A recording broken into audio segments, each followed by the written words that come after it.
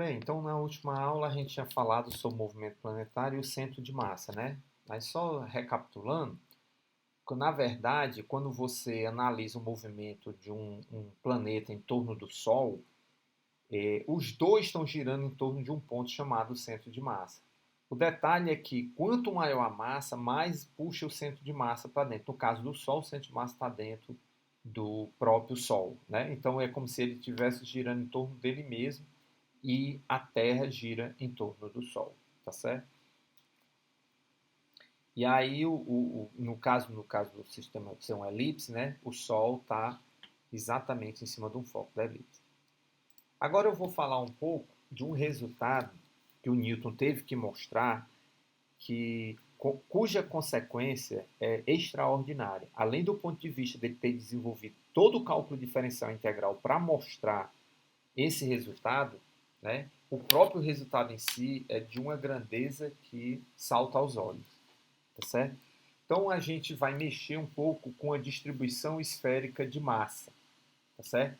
Eu vou calcular qual é a energia potencial devido a uma massa m nas proximidades de uma massa m muito grande, cuja massa m tem uma distribuição esférica de massa, que é o caso dos planetas, dos astros do nosso sistema solar, né? Normalmente eles têm uma distribuição esférica de massa e você tem um corpo que é atraído por ele. Então aqui a geometria da situação, eu tenho um ponto M, tá certo? Que dista uma distância R do centro do corpo maior, uma massa M, tá certo? E aí eu vou calcular qual é a energia potencial que essa massa sofre devido à presença dessa casca esférica de massa M, M grande, tá certo? Então eu vou partir do princípio da superposição, né, onde cada elemento de massa desse meu corpo grande atrai tem uma energia potencial gravitacional chamada UI, né? Aí eu faço um som, aí onde o I é quem? É menos G, a massa do corpo que está sendo atraído, MI, a massa dessa tira, vezes é dividido pela distância S, né? A distância que a massa está essa tira de massa MI está da massa M, tá certo? Isso aqui me dá um somatório, né? Se eu faço somatório, isso, na verdade, se eu tratar esse somatório tendendo a infinito, eu acabo encontrando que o du é o menos gm sobre s dm, né? Então, no limite onde esse somatório tem infinitos termos, isso aqui vira uma diferencial. Então, uma diferencial du de uma massa dm gera uma energia potencial du sobre essa massa m, né? Não, energia potencial de interação. Aqui eu tenho a geometria total do problema e aqui eu tenho a parte das relações matemáticas, né? Eu tenho esse triângulozinho, né?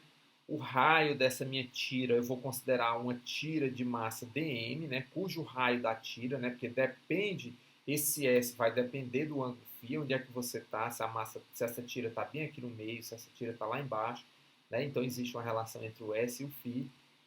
E essa tira, ela tem um, um, como massa dm, né? Que dm, assumindo que essa massa é uniformemente distribuída, é m sobre a dA.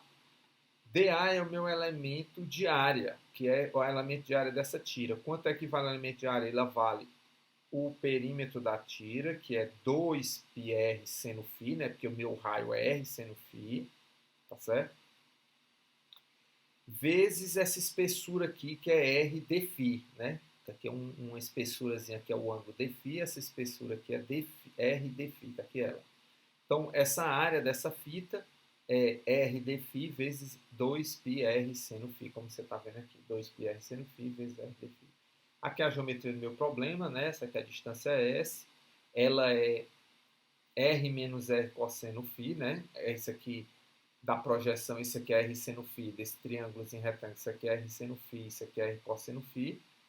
Então, essa distância aqui, S, né, ela pode estar relacionada com esse tamanho R menos R cosseno φ, R seno φ, né, S ao quadrado é dado por isso aqui ao quadrado, mais cateto ao quadrado, né, esse triângulo retângulo aqui, tá certo? Essa distância até o centro da minha casca esférica é R, tá certo? E aí eu posso expressar que o meu dm sobre M, né? Passa esse M para cá, é dA sobre A. Quem é dA? 2πr seno φ r dφ, que dá 2πr ao quadrado seno de φ dφ, dividido pela área da casca esférica, que é 4π raio ao quadrado, né? Isso aqui vai me dar, né, o π corta com π, 2 com 2, vai dar 1 meio de seno ao quadrado de φ dφ. Portanto, dm é m, a massa total, 1 meio de seno de φ dφ. Aí, como eu falei para vocês, agora a gente tem que encontrar uma relação entre S e φ, né? Porque essa fita, depende de onde ela seja localizada, se é no Equador, ou se é lá embaixo nos polos, aí o S varia e o φ também. Mas a gente encontra uma relação entre eles. A gente já encontrou que o du é menos gm sobre S dm, né? O dm é dado por m 1 meio de seno de φ dφ. Eu jogo tudo aqui dentro e encontro uma relação entre du. Du é menos g, m grande, m pequeno, seno de φ dφ sobre 2s. Onde o φ varia de 0 a π, né? O φ vai variar de 0 até π, que é um ponto bem aqui, né? Da π. E o R vai variar de R menos R grande até R mais R grande, né? R mais R grande, que é esse ponto bem aqui, até esse ponto aqui, que é R menos R grande. Aí eu tenho a seguinte relação, né, do triângulo retângulo. S ao quadrado é R menos R cosseno de φ ao quadrado, mais R seno de φ ao quadrado, né? Esse triângulo retângulo aqui, ó. Então essa relação me dá, ó, S ao quadrado é R menos R cosseno ao quadrado, mais R seno φ. Então, eu desenvolvo esse termo aqui, quadrado do primeiro, menos 2 vezes o primeiro pelo segundo, mais o quadrado do segundo. Aí eu já botei em evidência, R cosseno ao quadrado mais R seno ao quadrado, o R ao quadrado vai em evidência, e cosseno ao quadrado mais seno ao quadrado é 1. Já coloquei aqui em evidência. E aí eu encontro essa expressão. Quando eu faço essa derivada, 2S ds é igual a 2R, esse termo é constante, dá zero. Esse termo aqui também é 2R, vai ficar 2R, R grande, derivada de cosseno de φ dφ, né? Porque eu estou derivando com relação a φ. Esse termo é zero, né? A derivada dele é zero, essa derivada desse é zero, e sobra só esse termo, né? Que é 2RR, derivada de cosseno de φ, menos seno de φ, com esse menos fica mais, eu encontro essa expressão, né? Aí daqui eu tiro que seno de φ dφ é igual a S ds R sobre R grande, que é o que eu queria, né? Porque eu queria, na minha expressão tenho 2ds, então eu tenho que expressar seno de φ em termos de S e ds. E aí eu substituo seno de φ dφ, eu já tinha gm, m pequenos, sobre 2s, eu repito, menos, e seno de φ dφ fica S ds R sobre R grande. Aqui eu corto o S com o S, fica o gm 2Rzinho R grande sobre ds, e faço a minha integral. Quando eu integro sobre a casca toda, né, du dá a integral de ds de R menos R a R mais R. Isso aqui me dá, tudo é constante, cai fora dessa integral, fica só a integral de ds, que dá o próprio S, variando nos limites superior menos o limite inferior. Substituo aqui e encontro que a minha energia é menos Gm sobre R. A massa M no exterior de uma casca esférica de massa M grande.